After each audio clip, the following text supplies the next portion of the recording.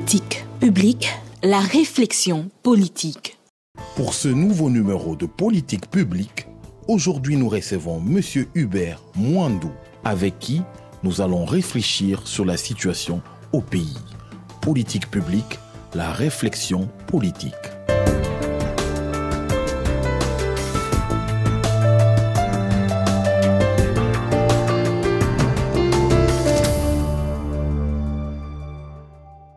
Bonjour, M. Hubert Mwandou. Bonjour, monsieur le journaliste. C'est quoi question à Liboso et la définition à VIP et années. Définition à VIP, bato bazwango na cadre te balobaka VIP ba monanga na sens en anglais. VIP eza cadre bato likolo. VIP ezali voix indépendante du peuple. Ezali voix indépendante du peuple, c'est-à-dire monoko elobeli ya population na liberté nyonso. Donc yango wana lingelo bandengo la voix indépendante du peuple. C'est quoi structure à VIP et années président na bino les années. Président Nabiso Ezali, Monsieur Edi Duchweme Bangoudi. Président Edi Duchweme Bangoudi est né le 25 novembre 1966 à Kinshasa, Gombe, ex-Kalina. Our president was born December 25th, 1966 in Kinshasa, Gombe. Donc il est encore jeune. So he's very young. Il est le troisième né d'une famille de 6 garçons et 2 filles. He's the third born of a family of 6 boys and 2 girls. filles. Thank you. Fils d'Albert Duchweme, Son of Albert Duchweme, ancien officier militaire des forces armées congolaises. ex-military agent of FAS. Et vous comprenez pourquoi il a la discipline, lui. Now you understand why he's very disciplined. Et de Marie Pantakani, And he's also... la maman Marie Pantakani. And Maman Marie. Je peux vous arranger votre micro, s'il vous plaît? Merci. Oui, la maman c'est Marie Pantakani, And Maman Marie Partakani, qui était mère au foyer. was also mother. Tous les deux originaires du Bas-Congo, du district des Cataractes à Kinshasa, au Congo. And both from the region of Bakongo in Congo. Le président national de VIP est père de 2 enfants. President national of VIP is father of 2 children. Il y a la belle Francesca Duchweme, 12 ans. You have Francesca Duchweme, she's 12 years old. Et puis Dorcelane, 7 ans. And Darcella, she's 7. Edith Duchweme est mariée à Elisabeth Pilou, Eddie Duchweme is married to Elizabeth Pilou. que nous appelons Maman Élisée. And we call her Mama Elise. First lady. Ouais.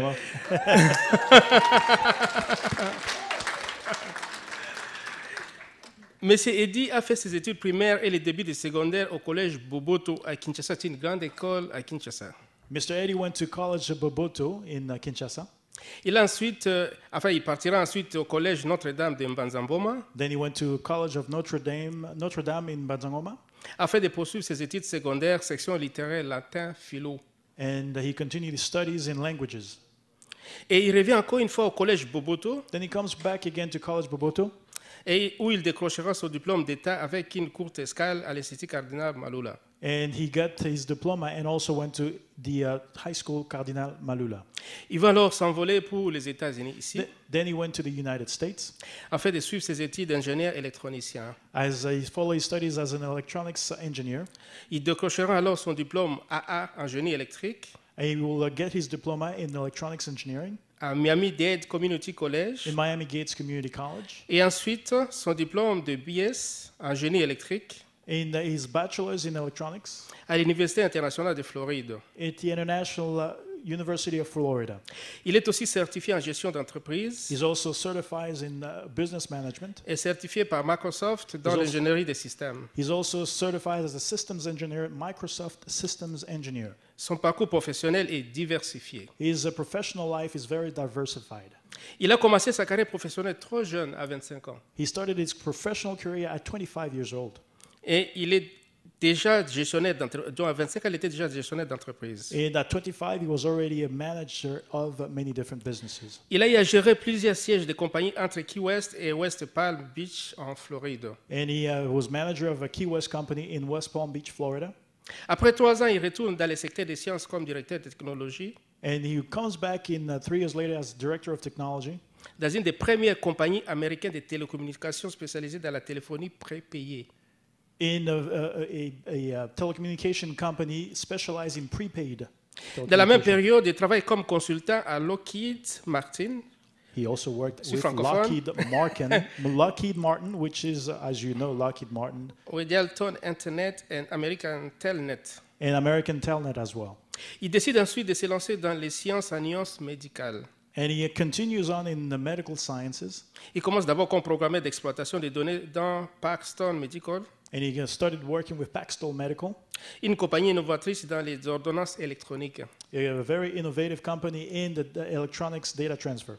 Ensuite, il est engagé comme ingénieur logiciel à Medical Office Software, And he's also hired as a software engineer in Logical Software, une compagnie qui crée des logiciels de gestion des pensions. a company that creates software for retirement plans.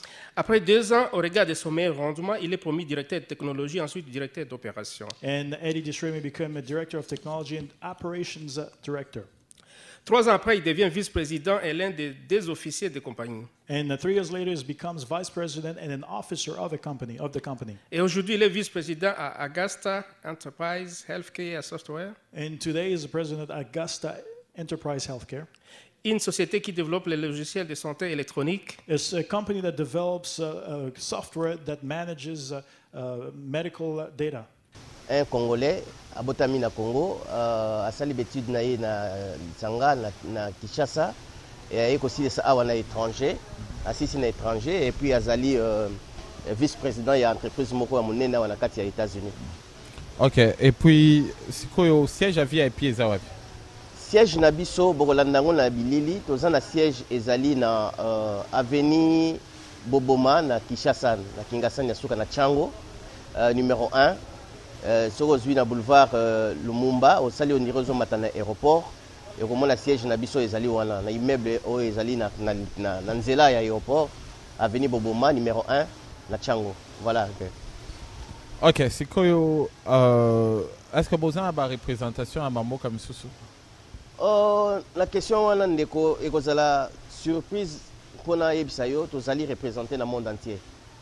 Soko permettre na tangela yo par exemple awa na États-Unis tozali na eza na 50 états to diviser yango na 2 parties tozali na section ouest na section east tozali na monsieur Serge Mososo azali coordonnateur awa na États-Unis ezali ngai moko ezali na Russie tozali na monsieur Don Bosco na Canada tozali na mama Lily Bokomba na France tozali na monsieur Frédéric Makuta na Belgique tozali na monsieur Etienne Bintou na Allemagne tozali na mama Denise Kumbu na Suisse tozali na monsieur André Zui na Arabie Saoudite tozali na monsieur Kumbu Dontoni na Chine tozali na monsieur Kuyokolo Mabiala na Corée du Sud tozali na monsieur Henri Boelungu na Trinidad tozali na monsieur Joseph Nkolo na Afrique du Sud tozali na monsieur Titi Landu na Kenya tozali na monsieur Nana Mwiki na Australie tozali na monsieur Dadi na Norvège tozali na monsieur Bob soto ke o na étranger mais soto komi na mboka o na mboka na biso na RDC na Kinshasa tozali na monsieur Fidèle Ngwetesa na Kinshasa tozali na Bakongo tozali na Bandundu tozali na monsieur Raphaël Ngesombi na Équateur tozali na monsieur Elvis Siliwa na Nord Kivu tozali na monsieur Maurice Kinkoy na Sud Kivu tozali na monsieur Joël Kayumbasire na Maniema tozali na monsieur Bernard Takaishungumbi na province orientale tozali na monsieur Bosela Pichu na Kasai oriental tozali na monsieur Mwamba na Kasai occidental tozali na monsieur Albert Mubanga na Katanga tozali na monsieur Bintulu Mwimbwa na kati ya Kinshasa tozali na coordonnateur national monsieur Albert Chibangu Mwamba tozali na coordonnateur national adjoint tozali na zana kombo ya monsieur Mwamba Kalou Jean Charles Papi tozali na coordonnateur adjoint chargé des questions économiques tozali na monsieur Laurent Bokoro tozali na coordonnateur national adjoint chargé ya ba question ya maintenance et services d'appointe monsieur Henri Bidede. Donc tozali vraiment représenté normalement C'est quoi la représentation na bino wana? Est-ce que ezaka ba représentation à kombo parce que ngape na koza na baninga na mamboka nyoso wana ou bien boza vraiment na ba bureau mobo effectif ou ça ba activité sur terrain? Ba bureau ezali ceux qui okena Kinshasa okomona bureau ezali siège ezali. Mais quelles sont les activités bozo ça na bamboka nyoso boza ba représentant wana? Bon, l'activité to banda sikoyo ezali na na système d'implantation. Toza na implantation parce que ça jeune parti jeune na misala dans un système d'implantation tozo s'implanter farouchement et puis tozo ça vraiment un travail de titan sur terrain. Yango na toza nango sikoyo. Tolingi to yebisa na le peuple qu'est-ce que nous sommes et qu'est-ce que nous sommes en train de faire et d'où est-ce que nous venons et qu'est-ce que nous allons faire. Et puis ceux qui vous a implanté na bamboka nyonso wana na ba activité ba moyen ya ko supporter ba activité nyonso wana ezo utawapi? Oui, ça c'est une belle question et une bonne, très bonne parce que lelo ezali mboka na biso ezali wana bato bazotalela kaka bambongo bato baoya bateki mboka biso VIP na président na biso toyete na kotalela bato tozotala nanu balobi parti nyonso il faut vivre na ba cotisation ba membre na ye lelo so kotalela ba membre na biso bazali vraiment ba comprendre que non nous devons nous prendre en charge ba moyen na biso zeuta nanu na peuple donc tozotala na bato libanda te tozotala nanu effort personnel chiko peuple et puis ça comme contribution au boutchaka panya mabonza ou bien quoi? Vous savez, nous avons un pays tellement riche. Ça demande seulement la confiance au peuple. So, si on va comprendre, nous devons nous prendre en charge. Si nous avons besoin d'acheter un drapeau, c'est la population qui achète parce qu'il veut que Batalaye. Donc, le peuple a comme un niveau, voilà, comment comprendre VIP à Memi et là, comment il y a Sika, la population. Mais sur place, na Kinshasa, par rapport à la partie, monsieur Sotozo, sentir bien au vent, ma cité, ceux qui ont un niveau que le peuple d'épée, sa cabine, je crois que tu ba journaux linga ke lobelango déjà kala mingi te na lingi na loba ozomona biso na action to linga ki te to ya ko tia makelele po soko poser question to télément to zanga élément ou bien to zanga preuve lobby tango to zonga susu na yo e ko za susu to na question wana ko mona ba preuve to ba ndla sakaka ba preuve mais to loba susu te. Mais si 2016 élection en 2016, est-ce que Bozo comptait qu'on se présenter pour le dépôt à candidature déjà, mais ils sont aux États-Unis? 2016, candidature, oui, président Nabiso Tozali reconnu. Oui, reconnu, est-ce que va valider qui déjà la candidature Nabino? Oui, Tozali Wana, donc Toza reconnu, sur aucun terrain, Toza reconnu. La CENI nous a reconnu. Combien de candidats bozo même à l'élection? Na niveau nini, na niveau présidentiel toza na candidat na biso eza président na biso Edi na niveau il y a ba députation et puis na ba poste monsieur provincial ou bien députation nationale. Tozali ba commande ezo la biso ce que ken sur terrain au mona biso ça je ne me réserve pas mais je dis que nous sommes là, nous sommes vraiment bien représentés. Ok, selon président Nabino à Lobaki discours il y a lutte contre David na Goliath. Est-ce que Okokiko Yebis un peu plus qu'expliquer Ninyalinga qui koloba par rapport à cela? Bon, à ça l'illustration on a parce que Azalaki na amour ya peuple. Sokotali bitumba ya David et Goliath. David c'était que un chétif, un dimini, Azalaki na une force T. Armure azalaki nangote, il n'avait qu'une lance-pierre. Mais Goliath azalaki wana, soko tali na mbinga, force, armée, azalaki wana, donc il était sûr que yé akokamba, konyo ko la peuple, ko boma, ko sala nyonso alingi. Mais David, autaki mosala na ye, tango ye kokuta, azalaki kutu na objectif a obundana Goliath te. Mais tango akomaki liboso a Goliath, atiaki na bitumba na mutute. Atalaki peuple. Alors si je me présente devant ces messieurs, nazo salango pour nangate mais nazo salango pour na peuple. Alors prière na ye wana ezala exaucé dans une seconde nzamba yokelaki. Après ça qui est maillé les moko yelaki na mutu sans que Goliath azana temps, il y a qu'on raisonner que David a osala ndenge wana. Et qu'est-ce qui est arrivé? Il a utilisé la sagesse divine. Libanga. Et quoi ça qui Goliath? Tia okendo kata ye mutu. C'est-à-dire que VIP ndenge ezali. Toyebi que Goliath na biso lelo ezali ba o ezana ba moyen na mboka. bazali na armée bazali na nyonso mais VIP na mutu ya président na ye aye la puissance en Zambie. Mais président Nayozo Betelaeto, d'où est-ce qu'il vient? Qu'est-ce qu'il a fait déjà fait pour le Congo? Pour les lois Betato Raobi que non, il y a encore dirigé le Congo. Parce que la politique est dans Zakate. Batebele, Basiele Mukaka na politique. Donc, Ezakaka Boete, parce que Batouado Bakemikolo, on a juste un phénomène où tout le monde veut devenir politicien. Maintenant, est-ce qu'il y a un cadre où tout le monde veut devenir politicien ou bien on a passé mon boy politique à ça là déjà ni pour les Congolais pour les autres même pas na Congo attend la communauté na place à fanda. Oyebi nako yebi so eloko moko aza démagogue te. Akita déjà na mboka. Aza mwana botami na Kinshasa. Akoli na Kinshasa. Ayebi passe à peuple. Aye awa afandi. Afandi bien. C'est un cadre. Afandi akofanda na yepa lobi je m'en fous du reste. Mais tango atala ka mboka. Atali mboka, atali ndenge bato bazo lela na mboka. Ba œuvre sala déjà na ko citer ngote ezali. Akoma ki me atali akomi na mboka. Bato mboka wana balingi ka batia maboko na kati. Na biloko oyo asali pour na peuple. Alobi non. Yango wana lelo azokota na nzela politique.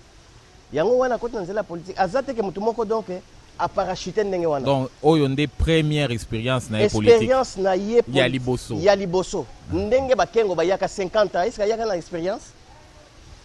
Oyo ya na pouvoir lelo azali wana, ayaki une expérience. Mais oyo edi. Mais tozomona makambo azo sala. Makambo nini oyo aza na pouvoir tozomona makambo azo sala. Azo sala makambo ya Goliath. Azo sala makambo ke. Mais ozomona te que ça manque d'expérience wana. Tala. Omoni awa. Eloko ezozanga biso nde yango oyo. Omoni awa, Edi azali awa. Edi azali peuple. Bato expérience bazali awa, bazan expérience. Bafani une expérience na bango wana.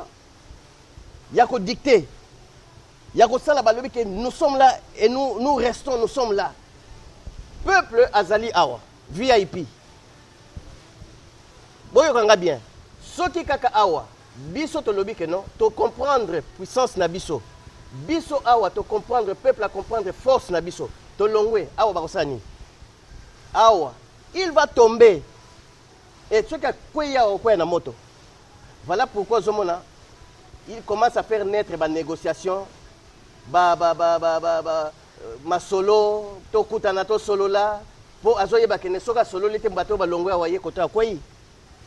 Vous comprenez? C'est ici que nous sommes. C'est ici la population doit comprendre.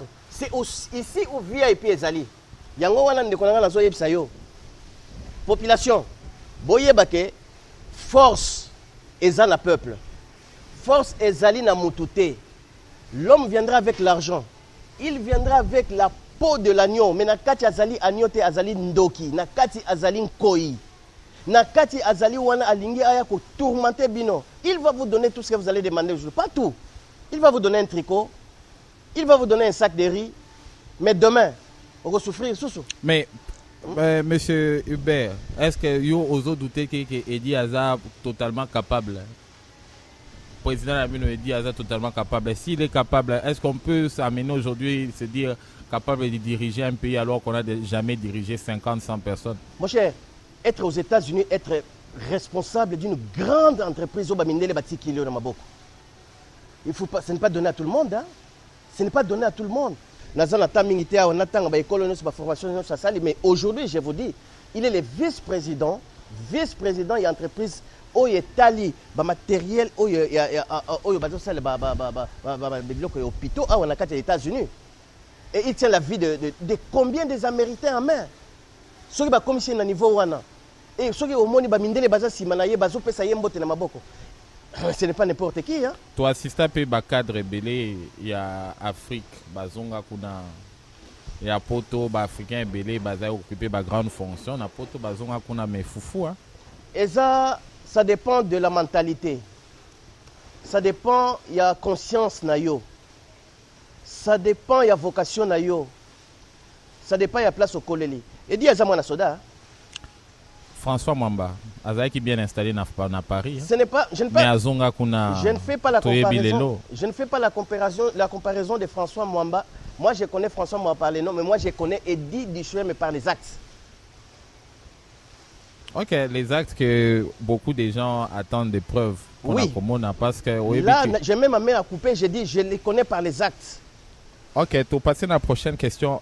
Ozo clamé que les lots bozan aba ennemi et belé. Qu'est-ce que beaucoup ça la ceux qui bozui pouvoir en aba ennemi à beaucoup ça ni? Voilà, l'ennemi du peuple, Yemoko a mis la place naïe. Bisso VIP, avec notre président, Tozate wana poto la chasse au loup. Non, nous sommes venus faire un état de droit. Mettre tout le monde Nessikanaye. C'est la loi qui doit faire tout. Nous tous, nous sommes sous la loi. Et Zalaba oyo balingi pays te, ba oyo balingi, so balingi VIP te, balingi population te. Alors, ça c'est eux-mêmes. Et ça problème na bango. Donc il doit savoir que population d'abord. Mais ceux qui va aider population te, voilà ils ont problème na bango moko. Wana talibisote. C'est la loi qui va faire son travail. Ce n'est pas Eddie, ce n'est pas la VIP, mais c'est la loi qui sera au-dessus de tout le monde. Ok. Na koki ko ça l'entretien on te sans que to éplucher un peu l'actualité en boka. Makamwa dialogue ezo inda comme mbutu en tant qu'un parti politique oyo azolinga pe kokota na masolo yango il faut na tout nos questions wana. Première question est aux acteurs politiques à Kinshasa au bazana Congo, Katumbi Bemba Tshisekedi Kamere ba musiciens pour ba musiciens peut ba comicité na makambo ba acteurs politiques. Quand on parle de musiciens et cause il faut na ça parallélisme malamor on a parlé peu à ba combattants. VIP, qu'est-ce que vous pensez de tous ces personnages qui sont sur le terrain de foot actuellement? Ça c'est une bonne question. Vous allez vraiment très posé pour répondre à la question. En citant acteurs politiques, wana au cité. Na lingi bango mingi. Na bandana no obandina M. Katumbi. M. Katumbi est le gouverneur Yakatanga. M. Katumbi lelo. Gouverneur sortant. Sortant, oui. M. Katumbi Azali wana, il est dans le PPRD. Où il était dans les PPRD, moi j'ai dit il est dans les PPRD. Katumbi, il est en train de sauver, il a beaucoup d'argent. Moi je vais poser la question. Katumbi, monsieur Katumbi, le gouverneur, l'honorable, yé, na shaba na katanga, nani aleki na ba moyen. Question wana, est-ce que vous pouvez une réponse? Même monsieur Katumbi, na shaba na katanga, nani aleki na mbongo. Katanga n'est pas bon belé. Katanga n'est pas bon belé. Oui. Alors pourquoi nous devons nous confier à une personne qui n'en a pas? Parce qu'elles ont joué na kacha shaba. Confions-nous na katanga. Balobi ke abongisi makambo ebele. Est-ce que ozana ba preuve sur terrain o ezo contredire makambo balobi wana? Ko bongisa mutu nyosa loba bongisi 5 chantiers na kati ya Kinshasa. Neti yo pe ozoloba ke monsieur Edi a ko bongisa. Mon cher, to sala te biloko moko spectacle. To sali boulevard tala. To koli na limete banzete zalaki boulevard mobimba lelo ba kwesi yango nyoso. Or ezali wana pona na nature ba kwesi basali boulevard. Soko ke kuna lelo tozo tala tala. Mais ezotonda partout. Ba caniveau terrain asphalte basali. Ba pelouse bazolo na wana pona ba spectacle. Soko botiki yango 6 mois ici les baby. Suivi à misala ezalité. Tala. La VIP n'est pas venue faire un travail bâclé. Nous ne sommes pas venus faire un travail pour Nabiso. Nous sommes venus faire un travail en long terme pour la progéniture Nabiso. 50 ans après, qu'est-ce que le pays va devenir? Est-ce que chaque fois que il est très facile, hein? Au moins, il fan à football à facilement makambozo le cas sur terrain. So PC bala betata crochet attaque corner à okokate. Makambozo ça là, votre spectateur a l'impression que ozo critiquer makambozo mingi sur terrain. So ba PC bino bale sikoyo. Tozo critiquer mais tozo la réalité où est le terrain. Vis-à-vis ba idée toza nango, tozo comparer réalité na ba idée toza nango parce que ba idée toza nango toza awa. Toza na ba mboko to vivre un peu longtemps, tozo mona ndenge nini bazo sala prince. Tozo sala makadam bazo sala ba pont ndenge nini. Yango wana izo pesa biso passe total. Donc Namukuse Katumbi n'a rien fait. Je n'ai pas dit qu'il n'a rien fait. Moi j'ai dit ceci, pourquoi nous confions à des gens oh bazo profiter na biloko oyo ezali. J'ai donné Katumbi. Na échelle il y a 0 sur 10, au PC combien cote? Na échelle à 0 sur 10, moi je dirais que non. Tout dépend, tout ne vient pas de chez lui. Entre 0 et 10, au PC combien cote na Moukou avant de passer dans Jean-Pierre Bemba? Bon, Ngana Ropé, ça y est, en tout cas, il n'a pas gagné. Puis sa cote? N'a pas 3. 3. Ok, Toleki na Jean-Pierre Mbemba. Toleki na Jean-Pierre Mbemba. Jean-Pierre Mbemba, c'est un compatriote. Toyeba qui est. Tout ça là bokebi mingi. Tout ça là bokebi. Place tozo kende. Si moi, bilili oyo kobomba, relaxanga lobby. Ce qui peuple a sali choix na ye na motema na ye. Relaxanga bilili oyo lobby. Jean-Pierre Mbemba, tu peux ça qu'il confiance. Mais après, il a fait, comme les Français disent, à chacun son tour chez le coiffeur. Il avait un tour chez le coiffeur, mais il s'est laissé ronger la tête. Parce qu'on avait terminé à coiffer sa tête. Atikaliwana qui Kolola Soki Azoki. Les lois en hôpital. Les lois en hôpital. Donc, il n'a pas compris que non, on ne joue pas avec le peuple. Il a accepté l'inacceptable. Les lois sont comme la place Wana. Et ça pour Nanine. Ataso aboya kenga sa nini pour zaba mindele ba disitaka na Congo. Mon cher ami, to ko se rappelle ba mindele. Lelo awa conférence nani révision de la constitution population télémaki. Est-ce que l'équipe ba mindele ba tobaya ko bondela biso? La volonté du peuple c'est la volonté de Dieu mon frère. Ce qui peuple a télémi wana libaya wana ko koya pouvoir ko koya te ko koya. To ko se la ba mindele te. D'abord c'est nous-mêmes. Jean-Pierre Bemba cote entre 0 et 10. Yé mawa mingi. Azande ko ngana lingi mingi mais il a échoué. Disons les choses vraies, il a échoué. Combien? À ça, les logotés. Hein. Non, combien? On a passé 2. 2. Donc, on peut si Katumbi meilleur cote que Jean-Pierre Bemba. Oui. To Kenaya Chichi. T'as la botique Langa Yachichi. Pardon. Botique Langa Yachichi. Yachichi a beaucoup combattu pour ces pays. Mais saute aux appels dans la situation où ok. Moi, je veux que ce monsieur-là, tout le monde a caillé. Tout PC sous Mikolo. Donner à Yachichi une grande responsabilité aujourd'hui, ça c'est l'étouffé. On les pousse à aller vers la mort. Laissez-moi dire ça. Moi j'ai besoin de ce type. Parce que la personne qui a fait face à Babylone comme Nambo Nambo Yachichi, Mamsou Basalite. Mais les lots donner à Yachichi la grande responsabilité. Mboka place Batike Liango. Yete. Toko Bomavie wana noki. Tout ça on a besoin d'aller. Azala bibliothèque Nabiso. Azala conseiller. Ya VIP lobby. Azala conseiller na biso parce que opesa biso ba matière mingi. Oyebi ke masolo soki ba combattant limité ba yoki yako ba okubwa ka libanga. Mais tu sais que dia ko ba conseiller na bino. Mais écoute, il est peuple, il dit il est peuple, n'est-ce pas? Il dit il est peuple. S'il est peuple, c'est qu'il est peuple. Est-ce que Oko s'est rappelé à ta, comme on dit en anglais, est-ce que Oko recall à ta place moko, tu sais que dia za conseiller à Moutou? Mais ce qui ont conseillé à Batoté, ils ont dit que c'est contredire. Parce que nous avons ces valeurs. Nous avons que Azana Mayele. Nous avons ces valeurs. Demain, je peux les consulter parce que nous avons bondé la mboka. Nous avons makambo belé. Mais les lots, nous âge comme nous avons précipité l'Iwana yete, nous avons précipité nani échec na yete. Bon, nous avons gardé yena na la pembe nanga. Côte aux OPC ya Chichi. Ya Chichi en tout cas donc nous avons PC côte normale hein, Azana Iwana na 5 pour 5 na ye mais na ko tika entre 0 et 10 OPC. Na PC 5 sur 10. 5 sur 10. Yeah. OK, c'est quoi caméra? Ah. Tala. Wana na relaxa population musapi. Mutu akomisa ki lelo place aux alliés eza nani? Eza kamere. Kamere toke awa to monaka ba élection ezoya. Obama bima wana. Hilary bima wana. Allez boloba. Dialogue soki bakataki na 2006. Baboyaki dialogue entre Mbemba na Kabila pona nani? Pona kamere. Pona nini? Po ayebaki ke kamere avec Kabila soki batelemi boye. Kabila ne dira rien. Il n'a pas d'argument. Et il n'en avait même pas. Alinga lo banana monoko soki o mususa betaka lingala. Ya ngba penza ya beti monoko bana mboka.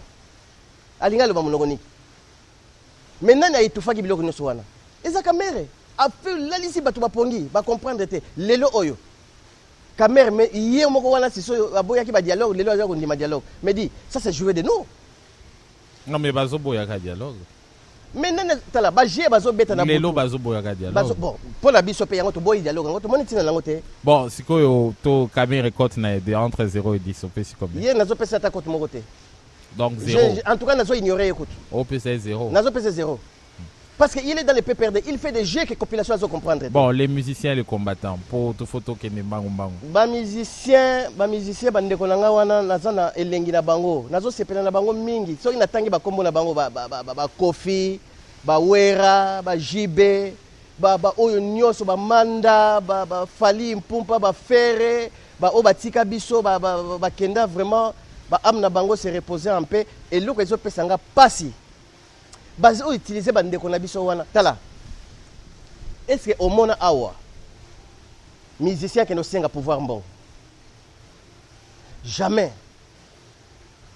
baza wana baza na mbongo ya kosakana te. Mais c'est parce que ba structure est ça. OK, la structure ezali pona nini biso siko bazangi mo pas structure ezate manque de leadership. Tous na leadership te bazo utiliser bango mais bango bandeko na biso bazo comprendre te. Baza wana ba yembela mutu ba yembele mutu na peso $10 lobby comme na nzala. Siko zo lokani tala musicien à cause de la milliardaire na mboka na biso ceux qui nous avons un leadership. VIP ndenge to yewana to lobby hein. Cadre ya ba musicien ya ba art et touriste et kozala mutu nango ako contrôler ngo convenablement ndenge pe kozala armée kozala wana ezala chef d'état-major aza indépendant azota la mboka ezala te que non armée ya président non biso tozo ya VIP na mokonzi na ya zoloba d'ailleurs il vient pour un mandat esili accueilli il ne vient pas pour être là pour que mandat esili akomi ko sala négociation et to sala boye to balusa boye non mandat peuple a lobby esili accueilli bato ebele bazomona makambo bozolo bawana comme si ce sont des rêveries yo za lokola doto ababa za lokola lisolo a mami wata bozawa bozokanisaka l'espace de 1 an bon avant à établir question wana lobena makambo ya ba combattant. Si on avait un état de droit, on avait un bon leadership, mais le makambo ezate ya ba combattant ezate bazo sala pour l'année parce que tout ça na état te yango wana bazo sala place bazo zo place à l'état. C'est ce que je peux te dire. Combien 0 sur 10, entre 0 et 10. Qui les combattants ouais. Non, les combattants sont en train de travailler. Ils sont 9 sur 10. Ils travaillent très bien. Donc, na batutu au PCKK, ba combattant 9. Ils ont l'amour du peuple. Ba combattant 9 sur 10, Katumbi 4 sur 10, Bemba Katumbi 3 sur 10, Bemba 2, Tshisekedi 5 sur 10, Kamere 0, ba musicien carrément 0 aussi. Non, ba musicien na yebisi bango, ils font leur travail. Mais bazo comprendre là où on est en train de les amener. Vous comprenez? OK, bon. Oso critiquer Batutu Baza sur le terrain. Je ne critique pas. Non, mais c'est un constat qui est réel. Bon, on peut c'est un constat réel. C'est quoi qui n'est pas un constat réel envers Bino. Batu ebele là balanda makamambi wa VIP bakanisa c'est comme si c'est une blague, un jeu d'enfant. Eza lokola rêverie mon repo. Boza awa, bozo envisager qu'on pouvoir année prochaine donc dans un an. Mais bozana no awa na Congo. Tozana no awa kakate. Non, otangi, mais c'est-à-dire que sur terrain, Batutu au critiqué à Boleki bango na gaz sur terrain. Mon cher ami, regarde. Boleki Katumbi na gaz, Boleki Bembate, Boleki Chichi, Boleki Kamene, parce que eux, ils sont capables de dire aux gens aller sur la rue, Batu Bakendaka. Katumbi les razonga qui na Lubumbashi, tout le monde population n'est qu'une koyamae. Ce qui président Abino dit à Kiti, c'est qu'on a Kinshasa en tout cas, beaucoup des analyses parient qu'il y a Bakoyama et Tindengwana. Naromemayo, Torokendeno la Kinshasa. Jusqu'à preuve du contraire. Et puis, deuxième chose aussi, c'est que Bino Bozo critiqué. Mais Bozo non noir. C'est l'on la critique.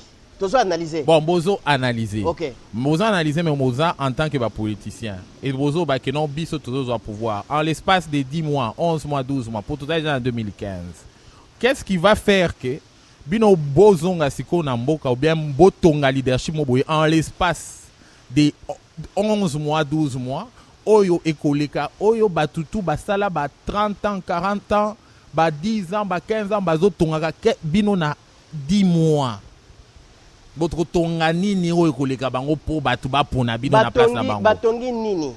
Ils sont populaires. Ils sont populaires. Il y a des gens. Ils ne sont pas populaires. Il y a des gens qui ne jurent que par leur nom. La preuve, Baza capable à Kolobalelo, mot d'ordre de Batuba Bima, Batuba Bima. Bino Kagame aye na Dallas.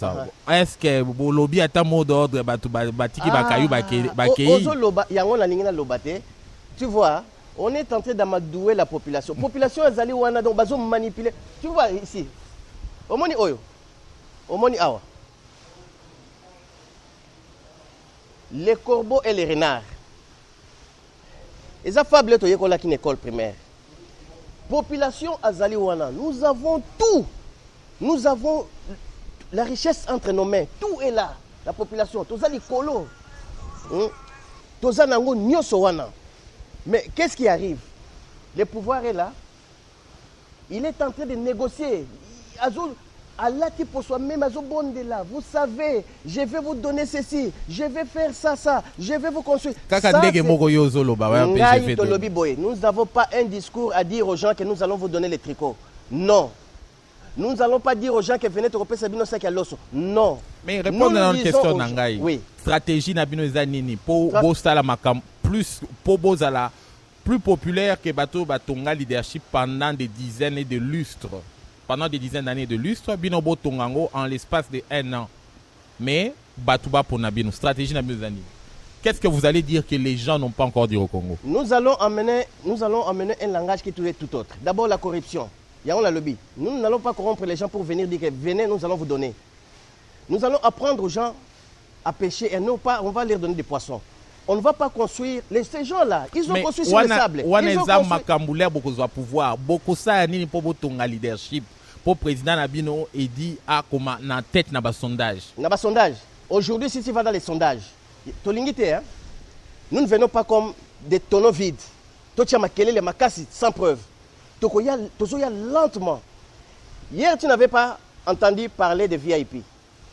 Aujourd'hui, tu entends parler de VIP. Ou peut-être hier, tu avais entendu parler de VIP, un petit VIP. Aujourd'hui, on te parle d'un VIP qui vient en force, je vous dis. Là, je vous dis sincèrement, il y a la VIP que tu entends aujourd'hui. Oh, Ezoya. Mon cher ami, je ne suis pas venu ici vous dire qu'est-ce que nous allons faire. Je vous donne seulement un temps d'observation. Donnez-nous le temps là que tu dis qu'est-ce que nous allons faire. C'est dans ce temps-là tu vois ce que nous allons faire. Ok, Toriki Mamoko na question monsieur sous président rwandais Azaki il y a quelques semaines. Na place bato via et puis bafandi mais bon ça n'est rien. Bon, d'abord toza awa toza la carte communauté. Là en tout cas nakolobango sincèrement. L'ennemi des Congolais est Zabiso. Kagame aye awa. Moi on m'a téléphoné. Le même jour il est dans la salle à sa meeting ba pesinga coup de fil. Na bengi batu Kagame est venu. On n'est pas. Ce n'est pas comme Bamboka Moussous Bossimot. Mais nous devons nous manifester. Non, ce monsieur-là, ce qu'il est en train de dire est faux. Mais qu'est-ce que nous remarquons? Mes frères, Tolamouka, please. Nous vivons avec nos amis qu'on dit soi-disant rwandais, ils sont nos amis. Chaque jour, mais quand Yakagame aye ko sala réunion ba yeba kiango est-ce que ba pesa bino lisolo que président na biso. Mais comment est-ce que vous avez informé en tant que mutu VIP parti moko populaire ozala bato ebele okolo balelo bato batelema bato batelemi? Comment est-ce que vous avez informé? Bon, parce que nazana na mili melo wana te na ba rwandais, moi je veux pas même que ba rwandais ba là en tant que politicien il faut yeba ba mouvement ba ennemi na yo. Ba pesa nga mouvement, ba pesa nga information. Mais qu'est-ce que vous avez fait en échange? Qu'est-ce que le VIP a fait? Le VIP est un parti politique. Caméra aux pesa zéro, il y a Azakaso qui ozo considéré même pas Azakaso azo kindata azo ça mouvement moboyata na justice. Au moni mamo plein asima. Est-ce que VIP borenisa y a 100 personnes? Pour le moment, sont des cloches et bettina notées. Balance. La pendule va faire ceci. Bon, maintenant, côte aux unis, nous avons VIP. Pour la Makamwa, il y a quand même. Il y a des personnes. Non, on peut s'attarder. Pour vous salir rien. Kagame ailleurs, vous salir rien. Non. La VIP ici aux États-Unis, ce n'est pas la VIP. VIP, tout ça, bon, dans le terrain. Tout ça, bon, dans le terrain. Mais tout ça, nous convergeons nos efforts pour sauver le peuple congolais sur terrain. Ici, nous revendiquons scientifiquement ce que nous avons fait, ce que nous avons rapporté. La VIP a rapporté pour Kagame. On ne va pas le dire ici, mon frère. Bon, si quoi, il l'air ailleurs, vous salir rien. Vous salir rien. C'est ça que j'ai dit. Nous, ici, on ne va pas Torokendo Bundi, ça y était. Mais nous allons travailler, nous savons comment nous travaillons. Ça, c'est une question, et ça, au niveau. Et ça, c'est dans le Belango, le plateau. Dans le Belango, bon. Mais c'est ce qui va nous donner la force sur le terrain. Mais Batoupé, peut-être, pour agenda, par exemple, Moïse Katumbi, Azanango, Bango peut travailler au niveau. On est libre. C'est ça que j'ai dit. La démagogie et la vérité, il y a un lembe, un escalier, et comme ça. Bazo ba sincère bakende. Biso to zwa ki escalier. To longwa ki déjà la C. To lingi to koma likolo. To zali VIP ezali wana ezali lokola yo. Soko ke na douche obenga kate muto ya sokola yo mu Kongo. Yo moko, tu es capable de laver ton corps tout entier. Ça, c'est la VIP. Ok, c'est quoi? Bon, na partie na bino, est-ce que Zaka ba congolais ou bien bozana soutien ya ba sénateur américain ou bien ba appui mususu?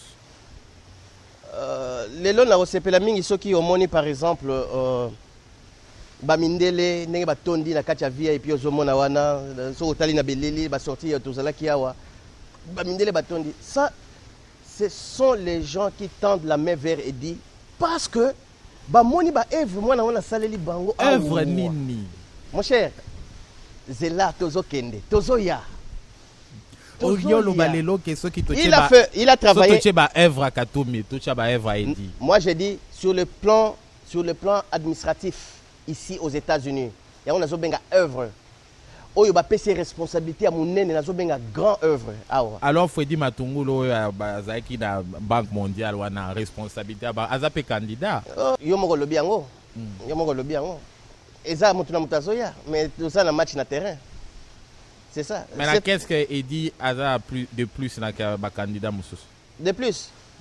Bon, nga na koloba la Edi, mais wala mususu na koloba te parce na yebi bango te. Moi je connais Edi. Il a un savoir-faire. Il a un background qui est convenable. Maboko na ezapembe. Asalana na gouvernement te. Asalana na Banque mondiale te. Asalana na parti politique moko te. Asalana no te boye boye, mais il a travaillé lelo sur ba pese ba responsabilité pour Monique sans tâche. Il peut. Ba pese ba responsabilité dans quatre entreprises moko privées. Mais écoute, mon cher ami. Il y a deux oyebi que matata pogno aza technocrate, aza ba azwa ki ba responsabilité belé mais bato belé bazo critiquer les lots makamwa na mboka. C'est différent. Manaliste c'est différent entre gérer une entreprise privée et gérer un peuple. Au Congo, tu as en réalité par exemple le tribalisme. En États-Unis, en réalité le tribalisme est athée. Dans une entreprise américain qui pakate que oyo aza mutu à Chicago, aza mutu à Washington, aza mutu ya South Carolina, non. Ça se mélange sans problème. Au Congo, il y a une réalité de tribalisme. Au Kocha gouverneur place à Ochoakaka, Tuamboka na bango, Oche Minasema, Ochoaka, Minasema, Oche Mundu Bakoto, maintenant, c'est différent entre gérer une entreprise et gérer un peuple comme le Congo. Et si ka batu mentalité, ils ont totalement réduit. Aussi où les gens peuvent se tuer juste parce que Aza même tribu que Moutouté. Vous avez très bien dit. Là, je vous donne même 9 sur 5. Vous avez très bien dit. Nous avons une lutte de mentalité maintenant aujourd'hui. Le feu Mobutu, quand il a dit Lisanga Moko, Tata Bo Moko, Mama Bo, allez, yo, Mutaban Dundu Kende na Kisangani Keno Salakuna, Ake kuna Bali Aboti Kuna. Muluba Longo Kende Équateur, Ake kuna Aboti Kuna. Donc, biso nyoto sangana ki to komi Moko. Tribalisme ezalaki ya kokata. Lelo eloko wana e comme na noté mbandi ko zonga ezo luka se positionner. C'est le moment où il faut s'imposer pour dire que biloko wana ya tribalisme ezamabe. Moi par exemple, si on a qui tribal, mais je vais m'aligner na bande ko nanga oyo eza région nanga. Mais nazota la région nanga te nazota là qui peut faire mieux pour que bato ya région nanga bazala sauver. Bande konanga bazala ki wana na kati ya gouvernement babongisi région nanga et le côté mais pour nina zonga la kaka parce que moto région nanga na ke nous ala simana ye 9h. Est-ce que koloba monsieur Edi azali kolonini comme ça? Monsieur Edi azali mu Congo ya ba Congo hein au moment où lobi yango atana la diaspora déjà batu babomi ordinateur batu oyo baza ba ekolo mususu ba tourner ba momo Congo na VIP. Wana eza parti ya Congo et comme akaboy. Azali mu Congo parce que tuninga za école azali na tribu nini. Mais il est congolais, il dit ceci. Soko tali ya batnyo so tali boy. Azo travailler na ba Congo te. Azo travailler na ba Congo te. Na ba Congo pamba te. Je rectifie. Azo travailler na mutu nyoso. Mobutu azalaki mu Congo te. Mais il a mis la paix, il a uni tout le monde. Il a uni. Au Kolobango, vraiment, na façon de Bangwandi Bazai qui favorisait la division spéciale présidentielle pour Kotanka qui fallait aux Amungwandi. Betanga li solo ata muto ekolo mususu azai na DSP. L'idée que Mobutu avait, c'est l'idée comme Simon Kimbangu avait. Aujourd'hui, peut-être bazo désorienter Makambo idéologie, vision azala kinango. Vous comprenez? Simon Kimbangu avait dit que batakozo pouvoir bana bilaka ba o akotelemisa bana bilaka ba o bakobundela mboka bango nde bakozwa mboka ba o baza na vocation ba o se sacrifier pour na mboka. Mobutu ayaki alobi bo moko tata bo moko mama bo moko alobaki te ke équateur boye boye mais Batu par leur façon de voir les choses par l'amour d'argent et puis hein azaro mata azo pem azo lemba yango la lobi hein tu épargner ba vie na biso bazo lemba azaro lemba mona ana lembi ba donc azo accumuler a lembi akomi ko céder et ça entourage à Mobutu nde bebisaki oui. Azala ki bon Mobutu il est bon il est venu bon malgré c'est la politique hein ayaki na ba mais Mobutu est venu avec l'unité l'air aye wana l'unité l'air aye azuka pouvoir siko asali makambo ale pendu de la Pentecôte non mon frère ami mon cher ami à cause de batu ke basali coup d'état pour ça la peuple kaka peuple banga à pendre ba général et laisser batu ebele. Moi j'ai condamné cet acte parce que ça bande konanga mususu de loin hein ba kolonanga tout ça ba kufa ki pe na biloko ndenge wana. J'étais encore enfant na yeba ki histoire na yeba yeba na classe asala ki yango pour garder pouvoir na bangi sa peuple. Asala ki mabe il s'est imposé na ndenge ko boma publiquement pour batu ba banga ye. Il a usé une tromperie pour miser, semer la peur aux gens, comme intouchables. C'est ce que nous ne voulons pas, mon frère. Faire de ces gens-là des demi-dieux. Vous comprenez?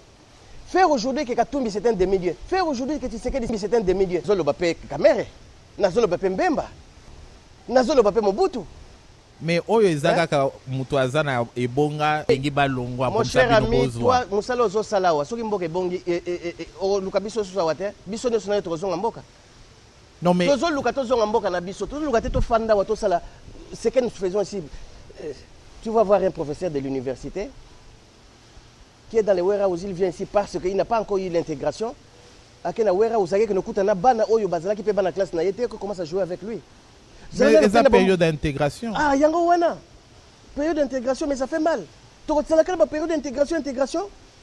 Nous devons grandir, acquérir ce que nous avons. Mais les juifs, babanda qui peut boy, mais les lots, bazar moins élevé. C'est une période.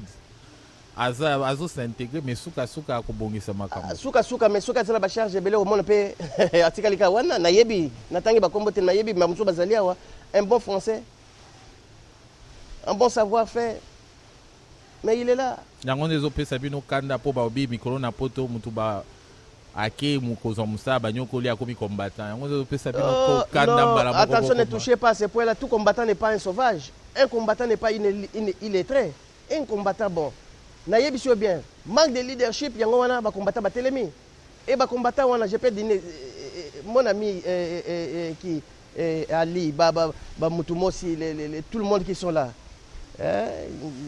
Zali qui travaille là-bas, est-ce qu'il est un aéru, il est un routier?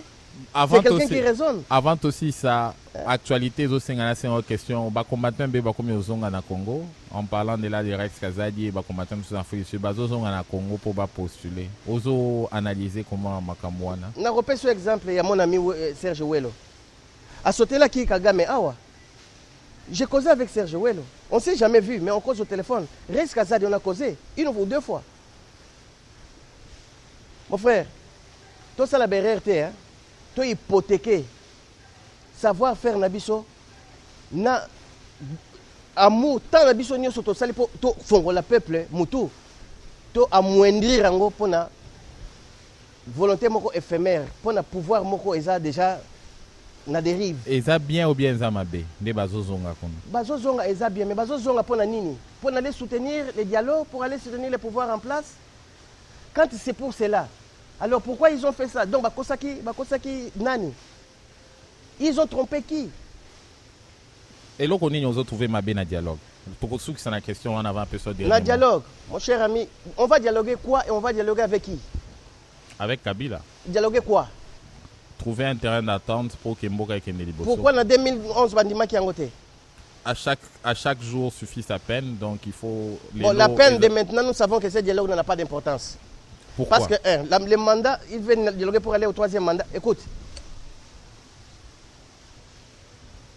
j'ai suivi, pas moi, un politicien qui a dit ceci. Au Katanga là-bas, on préparait des gens, les gens, pour admettre que le troisième mandat de Kabila soit accepté. C'est ce que nous sommes. Bochab, il était descendu au Katanga pour préparer les gens que nous devions accepter le troisième mandat de Kabila. Et la Constitution admet cela? Est-ce qu'il aime la population?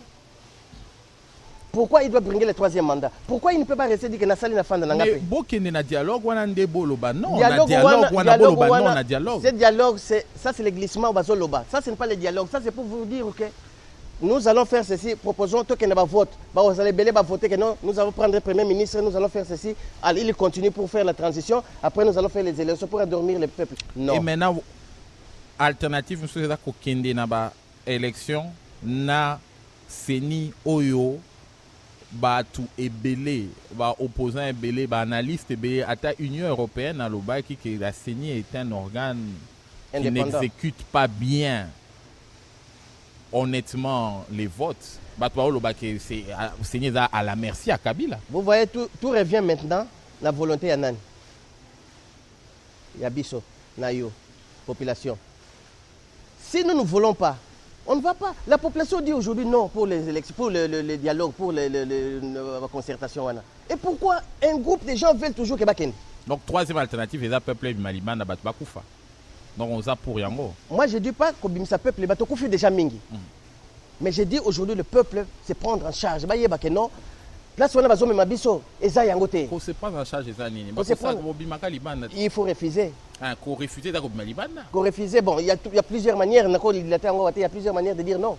Bon, il y a plusieurs manières de dire non, mais protestation, il faut qu'il y ait protestation. Protestation, on a quelle que soit la manière de protester, je dis bien, qui, au conditionnel, qui peut aboutir dans Kebatouba Koufa. Ok, s'il veut nous tuer tous, qui Kebatika, chef Yabango Moko, qu'il le fasse si c'est bon. Donc, yo lingite ko sauver quand même ba amususu ba Koufate. Non, biso. C'est sacrifier beaucoup dans le dialogue. Dialogue, c'est un guet-apens.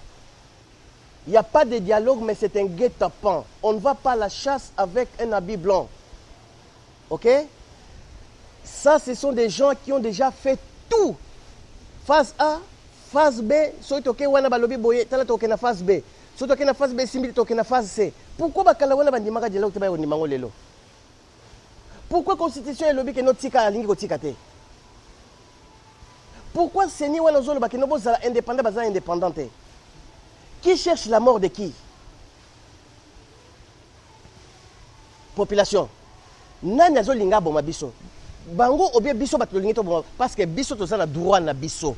Nous peuple, nous voulons to lamuka na tongo, to melati, to lia na midi, to lia na pokwa, bana ba kende classe, bazonga na pokwa ba fanda basala ba devoir, lobi biso so to zate bana bazwa relève. Lelo fonctionnaire et comment insulte. O ezala ki so ba lobi papa nga za fonctionnaire, ezali eloko moko malamu. Lelo soki ata ba lobi ke mwana linga ke no bala papa na za fonctionnaire. Ah lomba. Fonctionnaire et comment insulte. Mon frère, c'est ça le pays qui va nous dire que batouana ba ya les sous. Monsieur Hubert Mwando, tu commis déjà na Souka malheureusement. Tu continues prochainement. Est-ce qu'on peut sa dernier mot? Il y a VIP. Je dis ceci. Et on peut s'appeler programme à partie. Nous. Et bah numéro à contact à partie. Je fais appel. Il y a ba étudiant Nyoso, ba étudiant Tozota le Labino. Ba syndicaliste Nyoso. Moi j'étais syndicaliste. Bozo monanga nazalaki syndicaliste. J'étais syndicaliste à Petro Congo. Nazotala, j'étais syndicaliste. J'ai combattu. Nayebi passe ya peuple. Ce que j'ai fait ici, je ne fais ça pas pour moi. J'ai négocié avec le comité directeur pour que négociation et le salaire ya peuple est à la majorée, est à la bientôt lia bien. Amour wana lezotin nangana telemana lobakeno, le gouvernement est en train de faire ce qui leur plaît, donc ils ont plaire bango. Bana Tchango. Bazo utilisait Tchango. Tchango, c'est la force. Bana Barumbu, Bana Moamba, Ba enseignant, Ba militaire. Mboka na biso ezaya peuple. Mboka na biso ezaya ba payate, mboka na biso ezaya biso moko. To lamuka. Bako sa biso te na $10 na tricot tango ekoki. To lamuka, la différence est en train de venir. J'ai dit la voix indépendante du peuple. Donc, on va faire sa liberté d'expression. Peuple, tout le bandenge, tout le lingi, pour que tout le licolo pouvoir et la nacé. C'est la population d'abord. Si vous voulez nous contacter à Kinshasa, je vais vous donner l'adresse.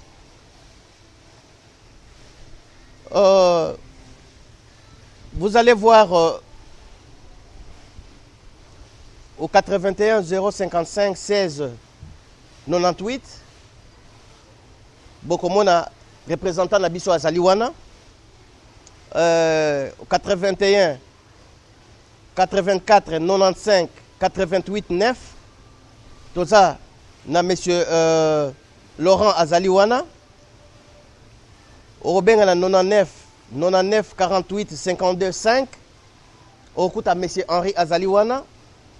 Ba oyo bazana étranger tellement ezali ebele na aussi saté soko zali na besoin na biso awa olingi ko benga na diaspora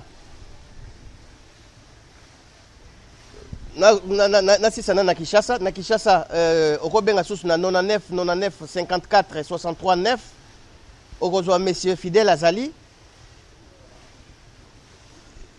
partout na bandundu so olingi obenga na 81 48 15 46 3 okomona monsieur Raphaël Azali na Équateur okobenga 99 95 61 81 okomona monsieur Silva Elvis Azali na Sud Kivu okobenga na 25 77 54 96 52 4 okokuta monsieur Bernard Azali kuna na Katanga okobenga na 81 51 99 94 1 Orokuta M. Christian Azali Kuna. Nous sommes vraiment éparpillés dans le monde. Au Nabiso partout. Au Lingio, au côté na website Nabiso. Soko Lingio mon la bagno sur na koka kotisi sangote parce que tellement l'équipe mingi. Ok na www.rdcongo.org www.rdcongovip.org www.rdcongovip.org okomona nyoso nazo loba ezali soko ke na Facebook obeti na recherche obeti rdcongovip.org nyoso ekokitela yo nyoso tozo sala o batuni ya qu'est-ce que vous faites okomona biso et puis on comprendre biso mingi ce que nous sommes en train de faire na lingi bino mingi na lingi VIP oyo ezali parti oyo eye ko les 100 nouveaux un vent nouveau mupepe bakanga kangote mupepe zali nzambe bana bilaka baye na pesi bino nyonso mbote vive la République démocratique du Congo, vive la VIP avec son président Edi Ducheme. Je vous remercie. C'est tout pour aujourd'hui. On se retrouve la prochaine fois pour un nouveau numéro de Politique publique, la réflexion politique.